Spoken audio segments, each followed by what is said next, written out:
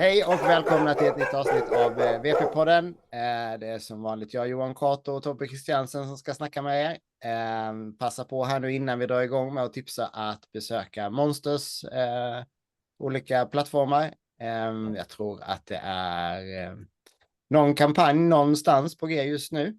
Ja, de har rätt mycket kampanjer på godis och annat. Ja, precis. Hoppas att det är kvar när det släpps. Det är det som är lite sådär. Men det finns alltid någon bra kampanj. Ja, och så har de ju den här appen som är värd att skaffa sig. Bonuscard. Ja, precis. Bonuscard-appen. Klockrent faktiskt. Ja. Skitbra! Sivet är tillbaka igen. Gött!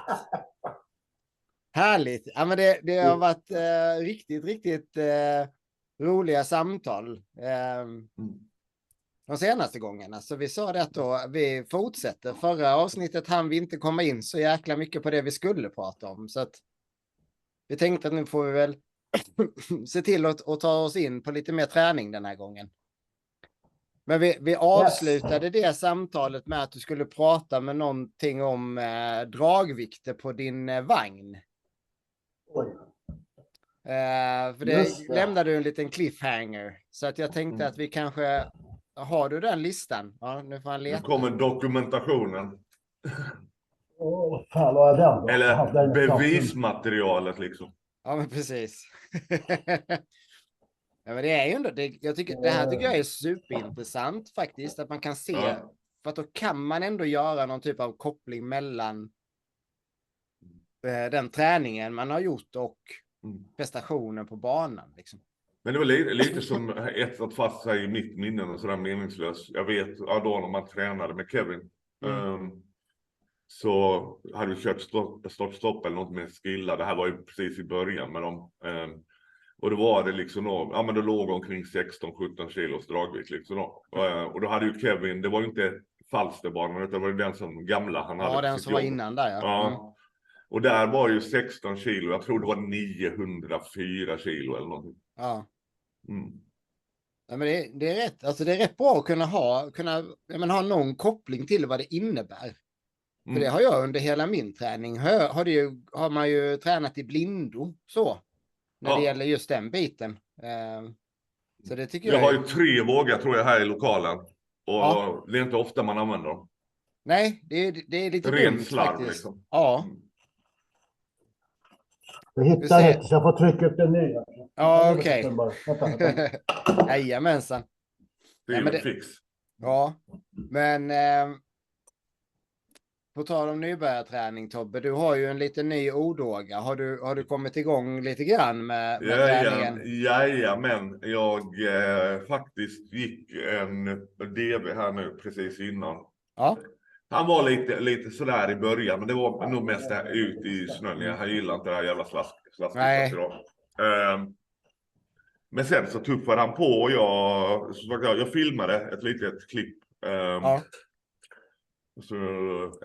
Men nej, det går bra. Han tuffar på, han har liksom ingenting. Han har inga bekymmer med att ha någonting efter sig och vi jobbar på det här med selen. Han får ju på sig selen. Ja, typ. Ja. Hemma, man gör mat eller ger honom mat eller man latchar lite när han har selen på sig som här då. Precis. Men allting handlar ju bara om att leka fram det. Och som sagt var, han är 14 veckor nu. Ja. Och som sagt var, vi bara leker och sen när vi kom tillbaka från DV:n här nu så körde vi liksom 2 korta lydnadspass och det var lite så här liksom bara, men körde lite grann mest stanna kvar, jobba med det, sitt, stanna kvar, då gjorde ett litet break ut och kissa så körde igen så att, men det är liksom leka fram det liksom. Inget allvar alls. Nej, precis. Jag tycker att det inte ännu. Han är som sagt var 14 veckor liksom. Precis. Men tack vare att han är så pass ung så är det rätt schysst att alltså, man kan ju ändå sätta igång liksom. Och träna en del. Men som sagt, det handlar ju inte om någon styrketräning på något vis alls. Utan det är vänja vid selen och hela den karusellen liksom. Och lite lydnad. Och du kan ju börja småjobba med alltså momentet i sig. Kan du göra det. Så det. Och han tyckte då, jag har kört innan när jag kört lina, så han gillar godis, men han är inte sådär wow. Men nu innan jag gick hit idag så hackade jag upp köttbullar till den lilla olaga. Ja, och köttbullar var det shit liksom. Ja, det var ju the secret sauce för Flash också. Det var ju köttbullar. Jag kan visa ju. Ja.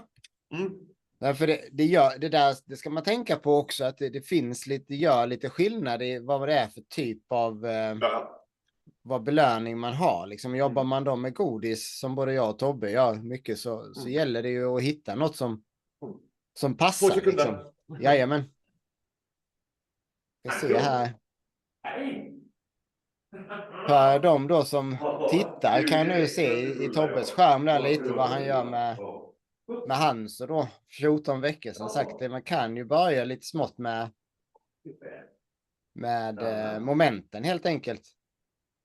Och det där har man ju nytta av senare i livet också. Att hunden kan stanna och inkallning liksom. Det är en ganska bra bit i det hela liksom. Jo, så köttbullar, det var hans grej. Ja, det är härligt ju. Ja. Och som sagt var just, men bara det här simpla att han ska sitta kvar. Men det är ju för att jag vill ju att min hund sitter kvar. Ja, men precis.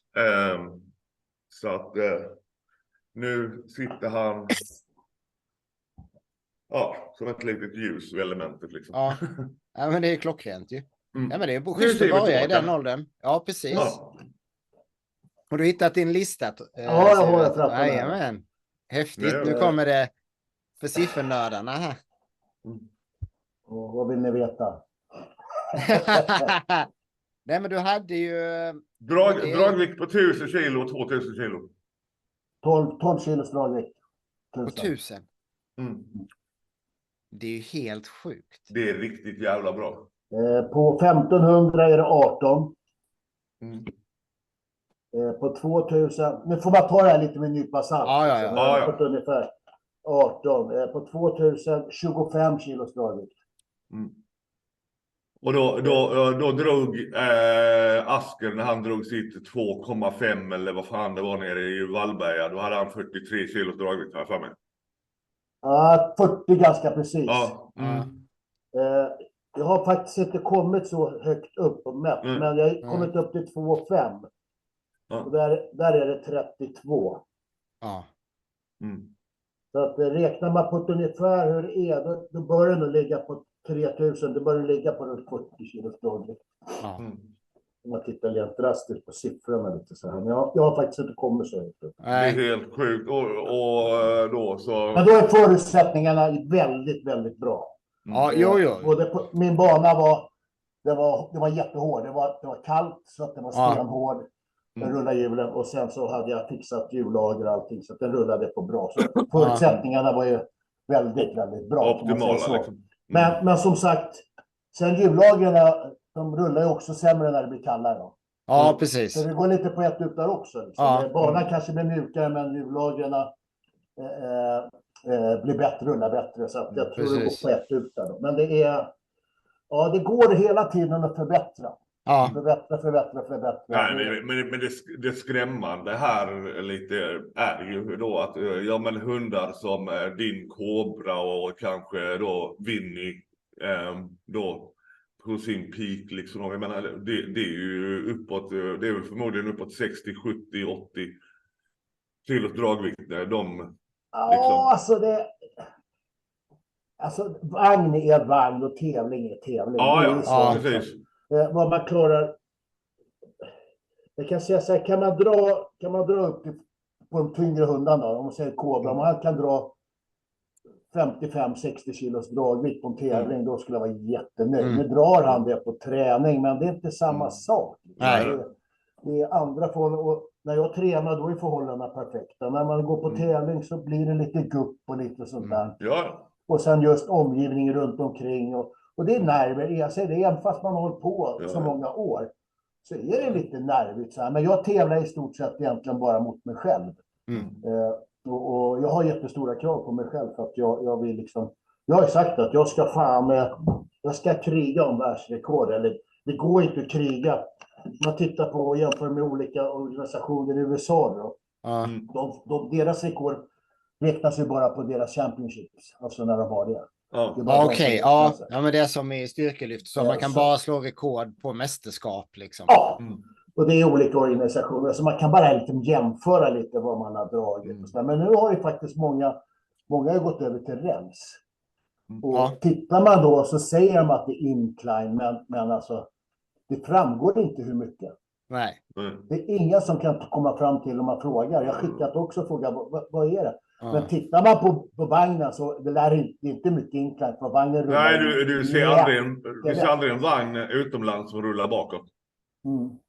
Nej. Nej, så är det ju verkligen. De måste ju verkligen putta tillbaka den sen också. För det är så pass liten. När jag var nere och tävlade i Tyskland där hos Torsten på deras bana där nere i München. Då kommer jag ner och då har man åkt så jävla långt. Då ville man ju liksom, då var det en incline-bana och då ville man ju att det skulle vara så bra som möjligt. Så jag gick som vanligt, jag kan inte hålla mina fingrar i styr. Jag var nere på fredag där. Och jag tyckte banan gick skit. Jag tänkte, fan jag måste fixa det. Så jag satte mig där och höll på flera timmar och fixade deras bana redan på fredag. I små timmarna där. Och det var det som gjorde då att när jag krigade med både med Sassa och Chanel att vi tävlade, det var ju säkert en 1200 kanske i den viktklassen. Och då hade också Torsten, han hade tagit sin hund som han gått i pension med. För den hunden, den hade inte förlorat på 5 år. Det var den hunden jag ville kriga mot. Precis. Och då tog han den där ur pension. Och när han körde med den här hunden på den tävlingen så slog den här hunden personlig rekord. Och det ligger lite som han sa att det ligger lite mycket att preparationerna på den banan, det låg i bakom, det hade fixat och trixat så jävla mycket. Men det var en incline-bana också, men där var jag tror vi slutade på 2-2-2-3 och någonting sånt där på den banan. Men det var ändå ganska bra. De flesta stannade kanske 16, 17, 18 och det var mycket amerikanska bulldoggar. Så liksom, men just det där hoppet och han sa att min hund har presterat bättre än någonsin och aldrig gjort så här bra. Och det var ju liksom för att vi pushar varandra helt enkelt. Det var en jätterolig tävling faktiskt. Ja, men det var ju helt fantastiskt i fight där och det är ju det som gör det på tävling många gånger tycker jag. Att det är lättare att slå ett rekord på tävling just av den anledningen. Lite beroende på vilken personlighet man är då kan jag ju tycka. Men för min del är det så för att man får en extra växel. Liksom. Ja. Och framförallt när det är tajt liksom. Jag vet, de rekorden som jag hade med Flash, det var ju alltid fight med Ove var ju nästan alltid fight med då eller Minta med vad heter hon nu? Jill? Nej, just det. Hon hade ju Yoda innan ju. Jag kan hundarnas namn som sagt. Bea, ja precis. Bea, ja just det, så var det. Ja. Karin, va? Ja, precis. Otroligt, Minta var ju fantastiskt bra hund också liksom. Och sen så, men det var alltid någon annan hund som var där som var och men gjorde att man var tvungen att skärpa sig liksom. Också att man faktiskt vågar gå vidare. För men det är ju lite alltså då, just vi snackar om med siffror och grejer, vi gör det rätt ofta och så liksom och det här med att det här med siffror och med rekord och det ena där. Det är ju det folk tittar på. Ja. Och det är ju lite så att säga att bara men det här med siffror det är ointressant. Det är ju en resultatbaserad sport vi håller på med. Ja, men så och du hade inte hållit på att tävla om du inte var intresserad av. Det är nog väldigt få som går in och kör och liksom kan hålla det bara för skojs skull och liksom, tror jag. jag har ju roligt, men jag är mer, jag känner lite att jag vill hela tiden förbättra mig själv. Om jag får uttrycka mig själv, om jag beskriver mig själv. Jag är en sämre handler eller vad jag är en tränare. Det var det som vi gick in på förut när vi pratade. Jag tycker att jag är ganska duktig på att träna hundar och se lite små detaljer och kanske förbättra lite. Och lyckats ganska bra med vissa som man hjälpt till med. Men jag är så jävla... Jag har inget tålamod liksom, med mina egna hundar. Så att på så sätt jag är sämre handler med mina hundar. Jag skulle kunna förbättra mig mycket mer själv. Men vad fan, man är som man är liksom. Ja, det är lite samma sits. Det är lite samma sits jag är i här nu med Lilleman liksom. Och just det, bara, men jobba med sådana här grejer då. Kanske med sitt tonläge och sådana här grejer. Det är fan svårt. Det är svårt, man är gammal. Man lyssnar inte på sig själv. Det är därför om man filmar sig själv och hör vad man gör, då tänker man, fan vad mycket fel man gör. Alltså. Och man tänker, jag gör precis tvärt emot vad jag säger till andra att göra.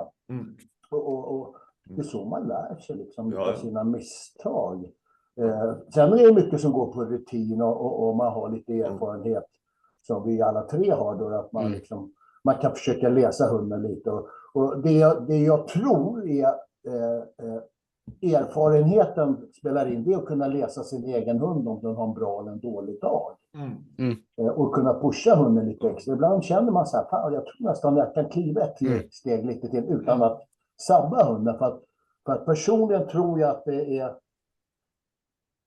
tyvärr alldeles för lätt och pumpa ut för hårt på en hund och förstöra den. Vi har ju, utan att gå in på några, så finns det flera hundar som har varit jätteduktiga, men jag tycker att vissa pushar sina hundar lite för hårt. Men det är bara min egen åsikt. Det är inte det är liksom... Vissa hundar kan man pusha hårdare. Liksom. Om vi tittar på Johans hund, liksom, Flashen där, den var ju så jävla... Den hade bara en sak i huset. Det var att gå framåt. Liksom. Han kunde liksom pusha den hunden utan att vara rädd att det blev för mycket. Men fortfarande liksom vill man ju... Det är inte många hundar som har den här genetiken. Det pratar om genetik, både fysisk genetik och den mentala starkheten. Vissa hundar har det. Och jätteduktiga. Och det är de hundarna som sticker ut helt enkelt. Liksom. Vissa hundar är fantastiskt duktiga. Och de kanske inte, de skulle kunna bli så mycket bättre om de tränade kanske på ett annorlunda sätt. Eller kanske sämre, det vet inte jag. Nej. Men vissa hundar är ju faktiskt, eller har varit genom åren, haft det där lilla extra som krävs. Och det finns, vi har ju hundar nu som tävlar också som har det där lilla extra. Så att, jag vet ju då, om man tar egna då, alltså Skilla var jag ju aldrig rädd för att pusha för hårt. Hon bara tuffade på liksom. Och jag hade liksom, man hade ju funderat på det här då. Och det var ju det, man körde väl aldrig henne tills det liksom tog tvärstopp sådär. Men det var... Man visste att den dagen hon stannar, då är det jävligt tungt. Och fast att Fisen var helt fantastisk liksom då, sin korta karriär. Hon hade ju inte kommit dit i träning och annat liksom. Ja, men där jag ville ha henne och liksom där man hade byggt upp det här självförtroendet och liksom. Hon hade liksom viljan att gå framåt, men ja, man fick ändå passa sig liksom. Och jag känner ju liksom Sivert, alltså jag är ju betydligt bättre på att träna än jag är handlar. Man sätter ju krav på sig själv. Nu har man ju haft liksom, men Bella hon började sent, men hon presterade bra. Skilla var fantastisk, Fis var fantastisk. Och nu ska man starta om en ny. Det är klart man sätter kravet, men förväntan kommer ju där. Alltså har det gått bra innan så vill man ju, alltså man vill ju att det ska gå bra igen. Så är det. Och man vill ju förbättra sig. Man vill ju ta nästa steg. Men då är det så här att, som vi sa, vi ska börja prata om nybörjarträning. Hur ska man hur ska jag lägga fram det? Vilka råd ska man ge en nybörjare så att de inte pushar hunden för hårt? Det är jättesvårt. Liksom, för att det är individuellt också från hund till hund. Sen finns det säkert vissa som inte håller på med sporten så länge som är jätteduktiga som handlers också, som kan läsa det där. Men som jag tittar, liksom, om man tittar på träningar och tävlingar och sånt där, så att det är visst, jag tävlar för att jag vill tävla. Och sen finns det sådana som tränar tävling för att de tycker det är roligt. Men för mig är det liksom, jag vill komma på position 1, 2, 3 på prispallen. Det är det som är mitt mål. Precis. Och helst vill jag komma högst upp. Och det har jag velat under alla år. Och det är därför jag också sökt mig utomlands. Jag har inte haft så många att tävla mot. Men sen har det blivit så att man har slagit sig mot sig själv och vill kriga mot sina egna rekord och lite sånt där. Och man gör ju fel. Liksom, för att varje hund är en ny hund. Och tittar jag då på de här små hundarna, nybörjarna, hur ska man få igång, som du visade nu, vi ska gå igenom själva en nybörjarträning. Det finns hur mycket grejer man kan göra själv som funkar liksom. Men jag tror personligen att det man ska satsa på i början, det är att försöka få en bra kontakt med hunden. Och ha håller kul. med helt och hållet. Och ha roligt. Och sen hur man gör det spelar egentligen inte någon jävla roll, tycker jag. Liksom, om man använder godis i leksaker. För att det liksom, kan man få en initiellt att hunden tycker det är roligt att ha kontakt med ägaren, då får man också liksom, det funkar mycket. Då är det lättare att lära in saker. Sen det här med att belöna och sånt där. Det kommer liksom, det kommer samtidigt, men det är ju det att ju mer avancerat det blir, ju mer måste man kunna avvänja någon mot en belöning också, så att de inte bara går på belöningar. Så när man tränar, jag ser att många, och jag ser inget fel i det heller, men jag tränar inte så. Jag ser att många går med godis framför nosen på dem och går backa så för att den ska dra. Men liksom, det är för att de tycker, vad duktigt att hunden drar. Visst är det, men det är inte det jag är ute efter. Jag är ute efter att hunden ska komma till mig, och när den kommer till mig så får den belöning. Så att jag är mycket för det här att belöna och få kontakt med den innan jag går, och sen gå mina steg och vänder mig om och sen kalla på hunden att komma. Och där får den sin belöning, och försöker göra väldigt, väldigt korta moment. Som nu när jag jobbar med targar, jag jobbar, som du sa, när jag var nere och ser 2-3 meter, jag går inte längre. Jag har ingen anledning liksom. Nu när jag kör i garaget med släder, jag kör också bara 2-3 meter, jag vill bara få de här starterna. Och det är bara få den att komma igång liksom, och det räcker för mig. Precis. Men ja, jag vet inte liksom, mina hundar är stora liksom. Tittar man på små hundar, så vad tycker ni liksom, ni som har mindre hundar? Hur tycker ni att man ska liksom... Grundfilosofin kan jag ju tycka likadant som dig då, liksom att man... Men det finns en period där jag verkligen kan se fördelen med att ha godiset precis framför hunden för att locka fram hunden. När det alltså i den inlärningsfasen så att säga. Och kanske om man ska lära om ett beteende senare och sådär, va. Det kan jag tycka att det finns en plats för det, men man måste ha som mål att man ska kunna släppa den och kunna, även om det bara är 30 centimeter eller vad det nu är. Alltså det ska inte, man ska inte, att ha godiset precis framför nosen och locka fram hunden på det sättet, för det är det man gör då, tycker jag. Det är inte en hållbar metod att fortsätta med år ut och år in, för då är det någonting annat som man behöver jobba mer på. Ja, och då definitivt inte köra så och samtidigt som man typ lastar vagnen. Eller, Nej, precis. Det enda som jag kan tänka mig att köra med godis framför nosen på hunden, det är när man ska styra bort den från störande moment. Så att man får tillbaka den. Så att, har du problem att den tappar koncentrationen eller går liksom hit eller dit. Då kan jag tänka mig att man har godiset framme så fort som möjligt. Men inte just det här med, jag känner inte att jag vill ha godis framför nosen hela tiden på dem. Utan jag vill känna att de kommer till mig. Och när de kommer till mig så är belöningen pusse. Samt att man lägger på lite extra med klappar eller man kan leka, man kan göra godis. Jag belönar inte mina hundar med godis varenda gång.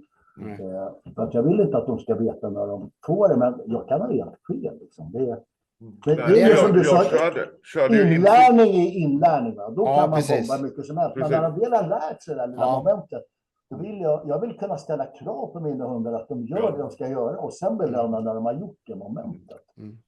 Nej, men jag körde ju in fis och så, och flippa i gruppen det var ju samtidigt. Så vi körde in och vi började ju med godis framför nosen på de här 2 damerna. Men det var rätt fort vi la ner det. För att de tyckte lite att vi bara var i vägen. Så de skulle köra om oss. Så de lärde sig momentet ganska fort. Och som sagt var i en inlärningsfas. Och, jag ser ju framför mig, alltså, jag har haft varit på brukshundsklubbar bland annat och haft prova på och så här då. Och där kan det vara rätt vettigt att första gången hunden har selen på sig och har någonting efter i den verkligen initiella inlärningsfasen, att man lite distraherar hunden. Framförallt om man har en hund som kanske är lite påverkad av omgivningen eller tycker att det är lite läskigt med selen på och så vidare. Så där kan jag tycka, och likadant första gången någon är framför en vagn till exempel, att få dem att hålla, som inte fokuserar på allting annat utan ha ett väldigt, väldigt kort fokus. Men det är ju verkligen, för min del är det verkligen en inlärningsfas, eller om man då ska jag gjorde ju så med Flash när vi började om. Då hade jag ju godis väldigt nära. Och gjorde ju bland annat så att när han satt kvar så la jag ju godis 1/2 meter framför honom som han inte fick ta. Men han fick sitta och stirra på den, för då var han tyst. Och då lärde han sig att vara tyst. Men det gjorde du för att du ska få bort felaktiga beteenden som man har lagt innan. Precis. Det är det som är grejen. Det är det jag menar med att man kan använda godis nära. För att de inte ska störa kanske av skramlet av vagnen som kommer bakom. För att de blir fokuserade på någon annat. Och då använder man godis för att få det där fokuset. Exakt. Men det är inte för att de drar inte för att de ska gå fram till godis, utan att de drar liksom för att deras fokus blir på godiset. Och som inte störs. Så som det säger, just det här med att ta bort felaktiga beteenden, det är fruktansvärt svårt. Alltså. Det är nog en av de svåraste grejerna som jag har varit med om att få bort. Alltså. Och jag har märkt att man får nästan aldrig, har det gått för långt så får man nästan aldrig bort det helt och hållet. Det är lätt att det kommer tillbaka. Men det är bara att kämpa liksom, och hoppas att det är lätt att man trillar dit tillsammans. Och det brukar oftast bero på handen också. Och det är ju lite det här då. Jag tror vi 3 har snackat om det i de tidigare avsnitt just där med, men vi äldre då. När det kommer in nya har man möjlighet att hjälpa dem och att de inte upprepar samma misstag som har gjorts liksom i VPN genom alla år liksom då, va? Då är det, för som sagt vad som du säger Sivert, det är ju ett helvete att träna bort. Alltså man måste nypa det där direkt. Fortsätter du vill säga att du har problem med, om vi anser, som jag då som vill att hunden sitter kvar, men jag har en hund som tjuvar hela säsongen, eller jag har en hund som stressar upp sig som fan. Om du kör det en hel säsong och du liksom inte gör, men då är det rätt djupt rotat. Då blir det tungt att jobba bort det. Men det är också så att alltså, de flesta av de här problematiken, det ser det ju redan i träningen. Ja. Det är bara att man har valt att ignorera det. Ja, men det är inte alla som ser det, vet du. Man blir hemmablind, vet du. Det är grejen. Ja, ofta ska man ha någon annan som står bredvid och tittar på och säger till. Fan, det är fel liksom. Du måste bryta det där. Men jag vet själv, jag gör mycket fel och jag tänker inte ens på det för att man är i en annan värld liksom, tycker att det funkar, det går bra andra. Men innerst inne när man som sagt tittar på vad som har hänt så tänker man, men det där är inte bra. Exakt. Men det var ju som träningen här med de 3 vise männen i hörnet. Då när Martin var här och du var här och liksom, ja. Just att man bad folk, ja men gå in och gör som du gör som vanligt. Så kan du få feedback efteråt liksom.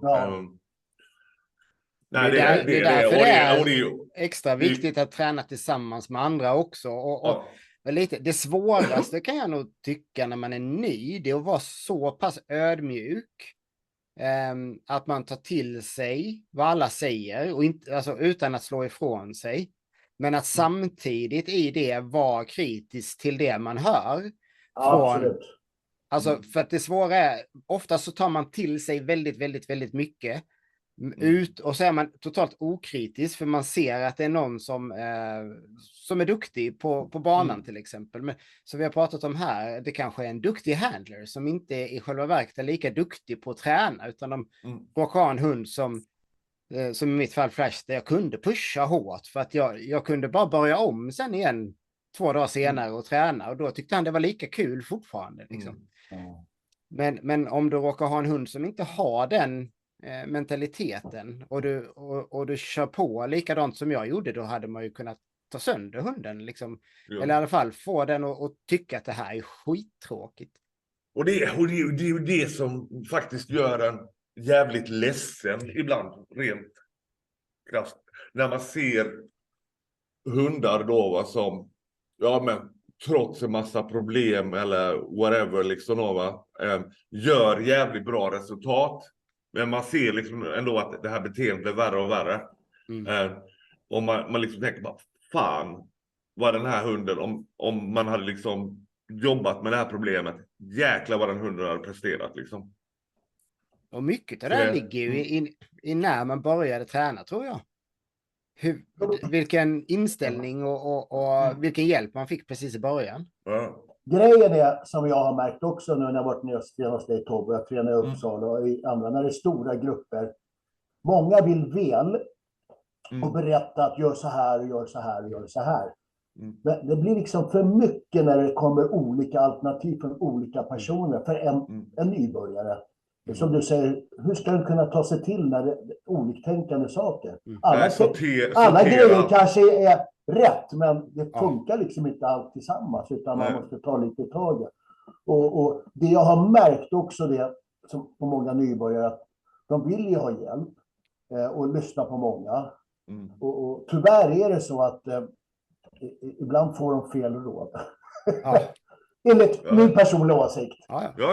Och samtidigt som när man lär in, när man håller på att lära in, då ska man försöka ha så lite störande moment som möjligt, i alla fall i början, så att hunden får den här kontakten med sin handler. Och då går det inte att ha massa chatter och massa människor som säger till en gör så här, gör så här, och så här, samtidigt som man kanske drar. Utan försök liksom ta det där efter draget, eller inte samtidigt som drar. Att någon som börjar dra sig, men gör så här, hoppa där. Liksom, låt dem dra igenom, så backar man tillbaka och säger, men du får ändra på det där efter varje drag, så att man inte stör själva grejen där. Så att, helt rätt. Jag lär mig jättemycket bara titta på andra också. Jag lär mig hela tiden. Så är det verkligen. Man lär sig liksom av olika hundar utav andra händer, så tänker man, men det där ser rätt bra ut. Det där ska jag nog testa. Precis. Yes. Men vi har börjat att titta in lite på nybörjarträning i alla fall. Första halvan här hamnade vi på andra ställen som vanligt. Men om vi ska börja lite, så jag och Sivert pratade lite här innan att jag har ju det sista året i alla fall funderat om lite på hur jag skulle göra med en ny hund den här gången. Och historiskt så har jag ju kört det här. DV kanske 15-20% av hundens kroppsvikt när de är nya. Och så går man 2 till 3 kilometer 2 till 3 gånger i veckan.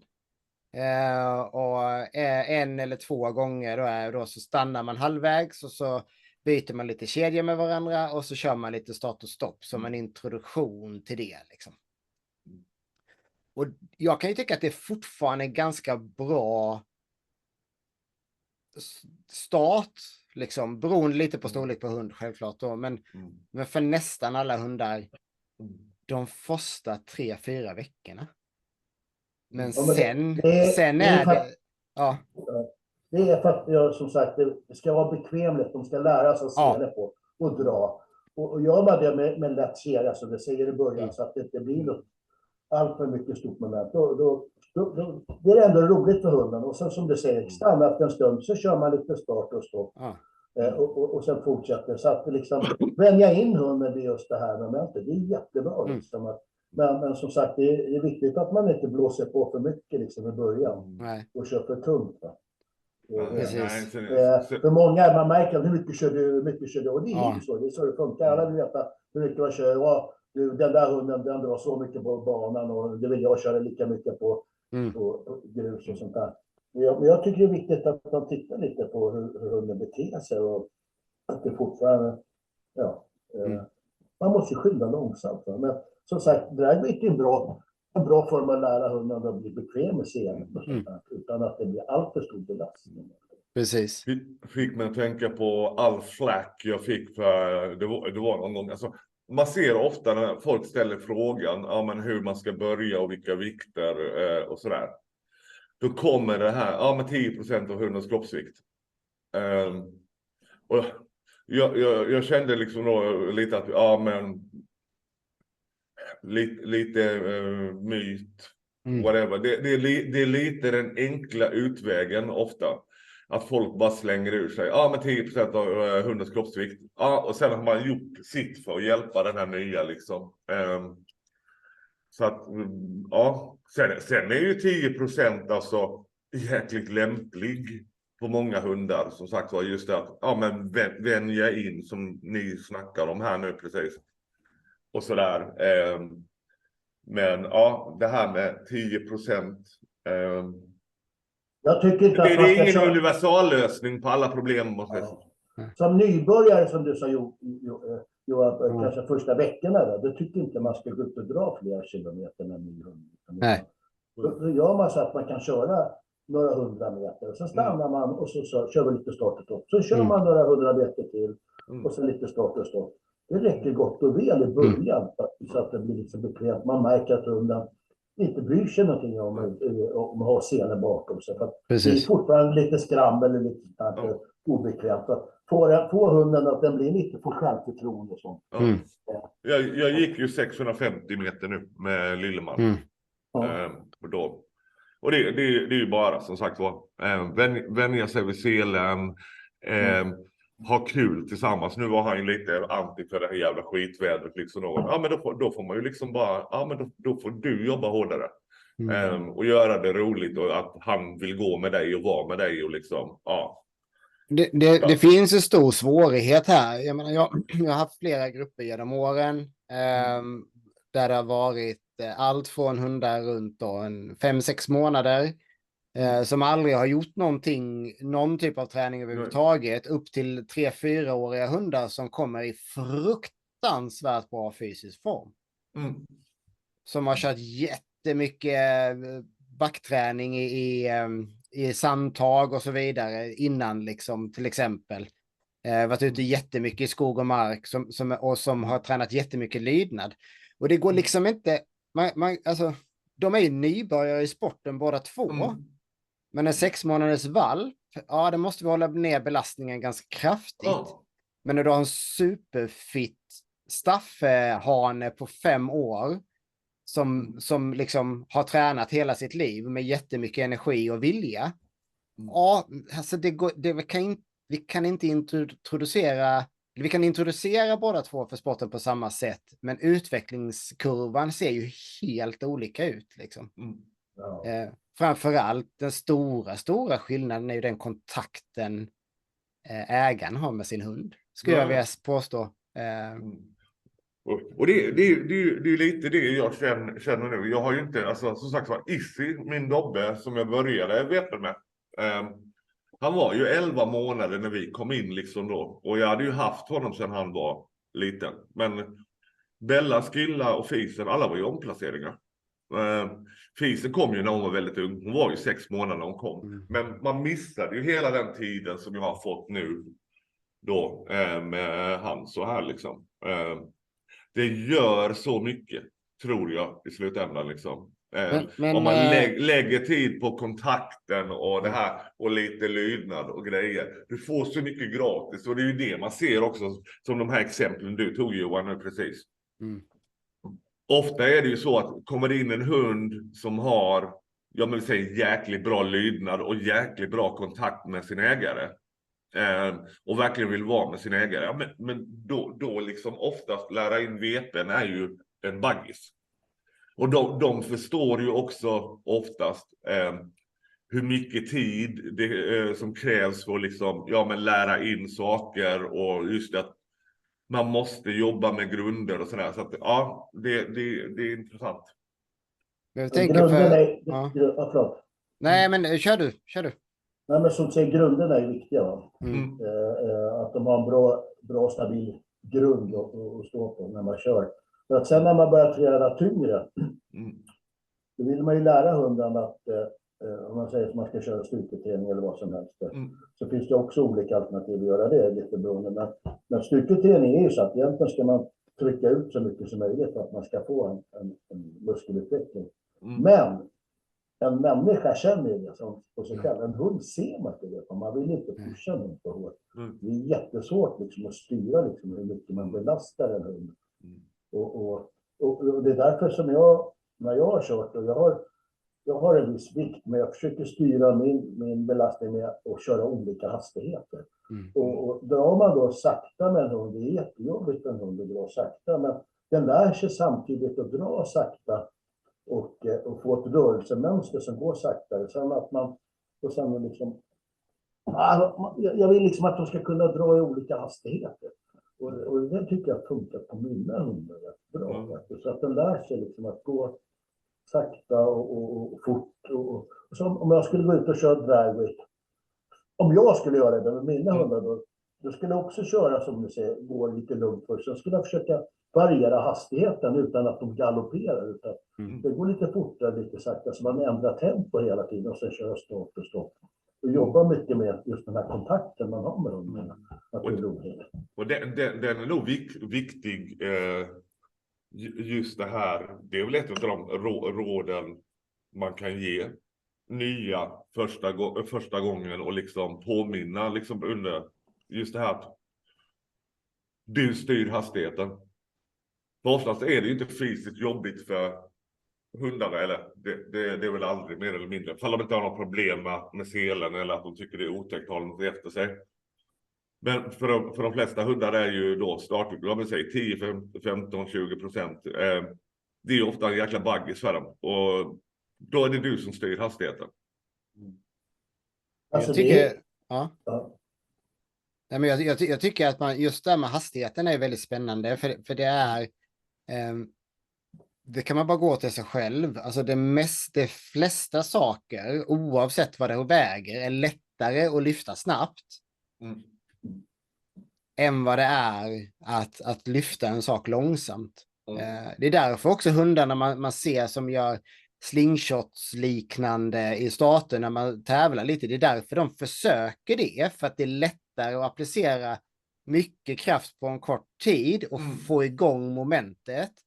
Och sen jobba vidare än att starta det liksom lugnt och kontrollerat. Och kan man då redan tidigt sänka hastigheten, nästan överdriva det i början. När man tränar in det för hunden så får de också ett bättre rörelsemönster. De behöver också, det blir tyngre för dem, vilket gör att de måste tänka på hur de sänker eller höjer sin höft liksom, för att få så bra kraftutveckling som möjligt. Jag testade med mina hundar i samtal. Jag skulle se om jag kunde variera hastigheten i uppförsbacke då. Och jag ville lära dem att gå sakta. Jag tyckte det var en bra idé, men jag trodde att det var en bra idé, men det kändes inte som det funkade så bra. För att grejen är, ska man lära en hund att dra mjukt och fint och sånt där, då vill man att de ska ha bra grepp. Och blir det så att de slinter och sånt där, då är det lätt att de får, att när de tappar det, att de drar upp tempot ännu hårdare, de kommer ingenstans. Men däremot om de har bra grepp och man går sakta, då får de det här drivet sakta hela tiden. Och det är det som också är viktigt, att man har bra underlag när man tränar olika moment, så att man inte tränar på fel underlag. Och som du säger, det här med att hundar är slingshot och sånt där. Jag tror det kan vara mycket rasbetonat också, att vissa hundar är så explosiva. Det är 100% pang på en gång, det bara smäller till. Det finns ju, om man ska då, det här är ju men tar du Ruben, bästa hunden i EVPL i mina ögon ever, typ. Titta på hans utveckling från, där han började liksom, för han låg ju verkligen på gränsen och ibland över liksom, och man såg ju hur det lugnade ner sig och blev mer och mer liksom. Ja, han är en av de bästa som jag har haft, så det är ingen snack om saken. Ja, han tränar bra med. Han är stressad, liksom. Han är fantastiskt duktig. Och det är ingen slump att han får fram de hundarna han gör liksom. Nej, det ligger mycket bakom det han gör. Ja. Tycker jag i alla fall. Jag som hade tävlat mot honom i så många år liksom, men vi hade ju aldrig tränat ihop. Sen var det ju oktober förra året eller så, de hade varit i Holland. Så stannade de här och vi tränade ihop i en eftermiddag liksom, och det var jäkligt intressant liksom, men mjölka Rikus gärna liksom lite grann. Det är så jävla häftigt. Men det var samma när du var nere första gången, Sivert, liksom, det är jävligt kul, är det. Han är finne liksom. De visar inte så mycket känslor. De visar stoneface, ingen smile knappt. De ler någon gång så här. Och han visar ingen besvikelse, ingenting. Han är alltid liksom lite leende på läpparna oavsett hur det går. Men han är jättelugn och fin. Alltså. Jag tycker han är... Jag har alltid sett upp till honom. Jag tyckte han var jättebra alla år. Helt klart. Det finns vissa som man har sett genom många år som varit liksom konstant likadana hela tiden och det har funkat. Precis. Han är en av dem, måste jag säga, som jag tycker. Ja. Men det är ju lite det då att man har följt Ruben liksom, och man har sett hans utveckling. Och man såg när han kom ut med Klara liksom då. Man höll ju stenhård koll. På grund av att man var i samma klass och man visste att men det är Riku, han får fram bra hundar. Och Klara var ju också jävligt het första en och en halv säsongen. Och sen har det liksom blivit lugnare och lugnare. Och hon är ju riktigt bra nu. Men du har sett finnarna, de har blivit, eller nu vet jag inte, men ett tag när de blev bättre och bättre. I början var de jävligt skrikiga, om man får säga så. Och sen har de lugnat ner sig jättemycket och blivit mycket, mycket lugnare. De har ju tagit efter, om de har tagit efter honom eller vad de har gjort, men förut var det ju väldigt mycket hoppande och studsade på det sättet. Sen blev de mer harmoniska, lugna och fina. Så att de blev ju duktiga allihop där borta. De var ju duktiga pinnar. De har många bra hundar alltså. Verkligen. Och jag tänker att de har nog funderat lite över det här. Liksom, hur introducerar vi nya i sporten? Och en sak som slog mig nu när ni satt och pratade är att alltså, någonstans är ju nybörjarträning och grundträning ungefär samma sak. Alltså alla, oavsett på vilken nivå man är, så behöver man gå back to basics. Jag gör alltid det. Ja, du måste, alltså efter säsongen så börjar du om. Och sen Jajamensan. Jag börjar om från skratt. Jag har gjort nu med mina hundar. Jag har börjat om från noll. Fast jag vet att de kan dra så här mycket. Jag börjar om från noll. Och det är den absolut tråkigaste träningen utav allt. Men jag känner liksom att jag börjar om från skratt och sen vill jag liksom att den här nästa säsong vill jag spräcka mina gränser som jag hade säsongen innan. Och sen hela tiden. Men jag börjar alltid från skratt. Börjar med basträningen. Jätteviktigt. Så jag inte hoppar på och ligger på för hårt i början. Och jag ligger faktiskt Jag ligger faktiskt ganska bra nu. Kolla vad nöjd han är. Jag måste säga att det är skitkul faktiskt. Och det börjar hända saker till. Så nu nu har jag börjat på ett nytt. Jag kör 3 veckors cykler. Ja, precis. Så Men det är lite det här med just, ja, det är ju min personliga då. Nej, men det här med go back to basics och liksom, ja men göra det här jävla grisjobbet. Liksom då att bara, ja men nöta på, försöka förbättra detaljer och grejer liksom då. Och där är det så jävla viktigt att du har någon som faktiskt, ja, i dagens värld där folk är lättkränkta och annat och liksom, ja, det är jävligt svårt att hitta en balans, men man måste ha någon som faktiskt vågar säga till en att är det du? Jag har ju Jenny i gruppen här då, och hon bara, är det du Tobbe? Nu är du fan helt ute och segla liksom, och det här måste du liksom strunta i att göra eller whatever. Man behöver det där. Ja, men så är det, och det är inte alltid man kan ta till sig det direkt när man hör det, men det kan vara rätt vettigt att inte slå ifrån sig det och i alla fall ta en funderare på det man får höra när man kommer hem sen liksom. Och framförallt så tänker jag att är man, om vi ska försöka hålla oss till ämnet som nybörjarträning då, att man just det, att man väljer lite vem man lyssnar på. Har man en grupp med en tydlig, ska man säga, träningsledare eller vad det är, att man också i den gruppen faktiskt respekterar den, om man säger, träningsinställningen som man har bestämt sig för att ha, framförallt till nybörjare. Sen kan man sitta när man har och diskutera i gruppen vad som är bra och dåligt och hur det funkar hit och dit liksom. Men att man har nästan bestämt sig för ett sätt att göra det. Jag tänker på CK i Norrköping. Det var kanske inte så mycket diskussion om hur man skulle göra, utan man gjorde som CK sa. Det funkade jävligt bra trots allt. Alla hade samma träningsfilosofi.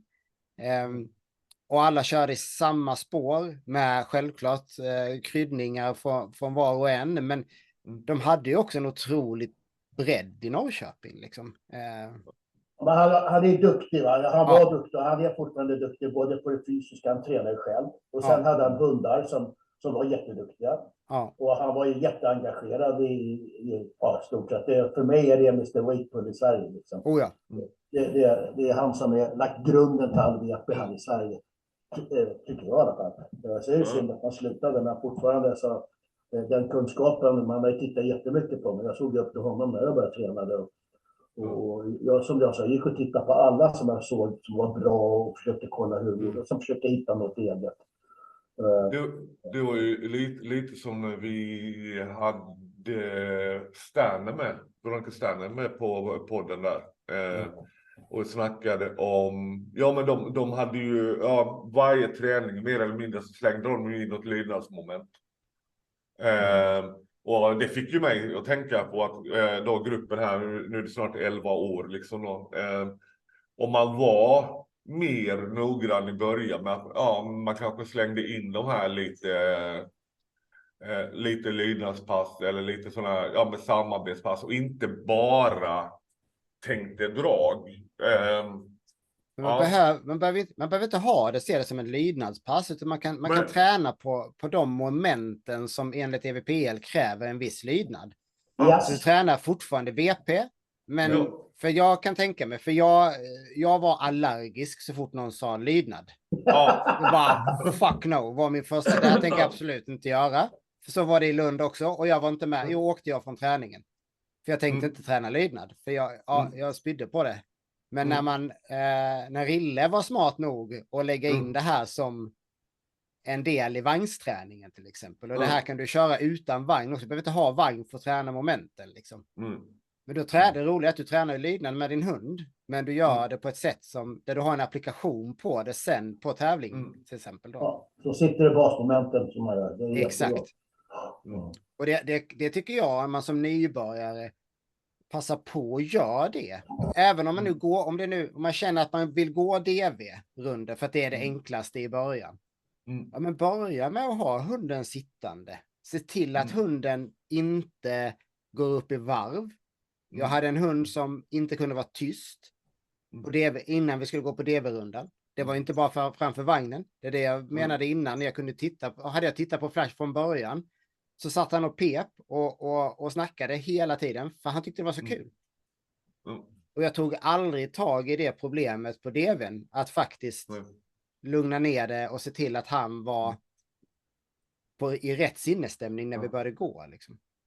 Det är ju lite roligt. Som sagt, du har ju snackat om det. Då. Och Karro här ju. Med Svea. Hon har ju verkligen varit slavisk på DV-rundorna. Heter det just att men hon styr. Och Svea ska liksom inte yra iväg. Hon ska ha kontakt hela vägen. Och hon ska gå rakt. Till och med på DV:n. Så att, ja. Det tror jag på att man, alltså när man tränar så tränar man. Man kan ha skoj och socialt vid andra tillfällen, men när det är träning så är det träning. Så hunden också förstår lite skillnaden på det. Om det är så att du går en DV-runda på 2 kilometer eller om du går start och stopp på 5 meter så är det fortfarande samma grundfilosofi. Om du vill att hunden ska sitta ner i början så ska den sitta ner. Då ska den vara tyst så ska den vara tyst. Ska den gå rakt så ska den gå rakt. Och lite som du sa innan, Siv, tror jag också. Ja, men när hunden kommer fram till mig, när den har gjort momentet rätt, då belönar vi. Och hur belöningen ser ut är ju jätteindividuellt från hund till hund. Det är liksom... Så kanske man får tänka på om man är i en stor grupp, att kampa med sin hund med leksak kanske inte är så toppen om du har 10 andra hundar runt omkring. Men gruppträning är mer social träning för hundar också. Jag tror inte att man får ut så mycket av gruppträningen. Den individuella träningen får man inte ut så mycket i gruppen. Men däremot får man ut just den där sociala som behövs. På tävlingar och kunna gå runt och de ska vända sig med människor och allting. Så att det känns normalt. Va? Det är jättebra träning också. Ja, och orka med träningen överhuvudtaget. Det vill säga denna tiden på året. Det kan vara jävligt trevligt ibland att gå. Jag kör ju, alltså som sagt var, jag har ju varit ansvarig i gruppen här i alla år. Och det har ju varit liksom många träningar där du liksom, du kan liksom inte träna din egen hund. Eller dina hundar samtidigt. Det är liksom, nej, för att det är för mycket annat. Så jag har ju kört mycket själv och men som nu här ikväll då bara Lilleman. Då i alla fall det är totalt kravlöst på honom. Så den sociala är ju viktig med, men Ja, men det är ju det. Om man är i en klass som man ska tävla där det är många hundar. För att det är inte alla hundar som har det lätt att vara bredvid varandra. De är Nej, det har vi sett. De hundarna måste ju träna. Och egentligen är de gånger de får träna det är på tävlingen. De har inga grupper att träna med många. Så att det är, jag förstår. Det är inte lätt liksom att vara runt andra hundar när det liksom hoppar och flyttar. De kan ju inte göra som vi har kunnat göra här. Liksom, i samband med samträningar eller så. Eller andra bara, nu sätter ni er med 7-8 hundar i lokalen. Och så sitter där en kvart eller whatever. Och det som jag tycker är bra när man tränar grupp är att man kan titta på varandra och sen prata med varandra. Och säga så här, man lär sig hela tiden från någon annan. Den här hunden gick lite snett där, eller den här hunden gick jättebra där. Vad gjorde vi för någonting? Eller vad gjorde du? Och ta efter det. Just det här med att man pratar med varandra och liksom hjälper varandra. Jag tror att det är en ganska bra grej. Just den här sociala grejen, även som handlare och som tränare. Och lära sig att titta på andra hundar. Vi hade ju det här att vi kunde byta hundar med varandra. När vi tränade i grupp. Så man fick känna liksom på, men din hund går så jäkla bra för. Men ta min hund och så tar jag det. Så man känna. Då lär man sig också lite med en annan hund. Alltså hur de beter sig kanske på ett bättre sätt eller på ett sämre sätt. Hur man ska liksom. Alltså, det är jättebra träning som handlar liksom. Och prova olika moment som är både felaktiga och vad som är bra. Det var jävligt kul att tog upp det. Det var i början gruppen här. Det var väl innan vi hade lokal eller någonting. Vi hade nog inte vagn heller. Så hade vi en träning en bit bort på tippen. Och vi körde start-stopp och det var väl 8-10 hundar eller något sånt. Och när vi skulle köra igång så bara okej, nu byter ni hundar allihop. Alltså chocken och skräcken i folks ansikten liksom. Men det är det. Du lär dig så mycket. Alltså, så mycket som jag har lärt mig genom att man alltid står bakom vagnen och bromsar eller whatever. Man har gjort det liksom i 10 år. Man ser så mycket, man har sett så många hundar. Liksom. Man har så mycket liksom. Ja, men dyker upp ett beteende så har man ofta sett det förut, eller någon som varit med i gruppen ett tag har gjort det liksom, och man kan liksom diskutera och försöka, så att nej, det finns jättemycket fördelar med grupp och det finns också nackdelar, men just nya liksom det är ju, ja men bor du i Göteborg, det är ganska lätt. Jag tänker det är väldigt enkelt oavsett liksom, för att alltså, man behöver inte vara det här, för det här finns ju författad mening också. Man måste vara förening, man måste vara anslutna, man måste vara 15-20 personer. Att träna i grupp räcker ju alltså 2 stycken i en grupp. Ja. Alltså så, och tränar man tillsammans med 1 eller 2 andra personer så kommer de ju se saker som du gör som du inte själv kan se. Och så sagt, man sporrar varandra. Exakt. Ja. Det är det. Man sporrar varandra. Tränar man med någon som man vet är duktig i någonting, då känner man, jag vill också bli duktig. Och alla sporrar, man hjälper varandra och alla gör fel, alla gör rätt. Så du sa det här med CK i Norrköping. Han hade ett koncept som funkade och alla tog efter och alla blev jättebra. Så att, har man en grupp och någonting som man tycker ändå funkar ganska bra, så varför inte liksom köra på det? Precis. Det är kul liksom, för att man märker att man kan nästan se lite olika falanger. Utanför Göteborg, de tränar på ett visst sätt. Uppsala tränar på ett visst sätt. Jag vet inte riktigt mycket, jag har inte sett hur Kevin och de tränar, men Kevin är ju rutinerad och Lina och de har väl hållit på några år nu också, så att de har ju förutsättningar att träna sig. Jag vet inte riktigt, men som sagt, man kan se lite, och samma som på norrmännen, man kan se att de har också ett visst sätt. Finnarna också. Så alla har liksom olika. Man ser att det finns en liten grej i varje grupp där, att de kommer från ett område. Jag vet, jag har skämtat om det också, eller sådär, genom åren, just det att man kunde plocka ut, till 90% så kunde du plocka ut vilka hundar som tränade i vilken grupp eller whatever. Så att jag håller med dig helt och hållet där, Simon. Sen är det man utomlands också. Ja. Tjeckien, i Tyskland, liksom olika grupper. De tränar precis på samma sätt när de ställer upp under fördelningar. Sen är det här, sluta aldrig vara nyfiken. Den är liksom, som sagt var, jag har ändå hållit på ett tag och liksom man har haft vissa framgångar och sådär, men det här sista året liksom just det att men som sagt var, alla vet, Kevin var väl min mentor i det här. Men att få träna ihop med sådana som dig, Sivert, få träna ihop med Riku, Martin Thomsen var här liksom, och man har snackat liksom, men vi satt en kväll där uppe i Åled och snackade hundträning liksom och grejer liksom. Man har ju lärt sig så mycket för att man är nyfiken och man vill lära sig nya saker och liksom, men när det gäller stora hundar i det här landet liksom, vem vet bättre än du, Sivert? Det finns ingen. Det ska jag inte säga. Nej. Jo då. Nej. Men framförallt så är det så, jag tycker att det är rätt roligt. Jag och Tobbe har haft många hetska diskussioner genom åren, för vi har haft väldigt olika syn på träning, och sen så har vi kommit närmare och närmare varandra i vår syn. Sen ju mer vi har pratat med dig nu det här sista året, Sivert, så har vi ju reviderat en hel del om vad vi har tänkt på vår träning. Och det är just det där att alltså vara öppen för vad folk säger. Men det är mycket lättare att vara det när man varit med ett tag.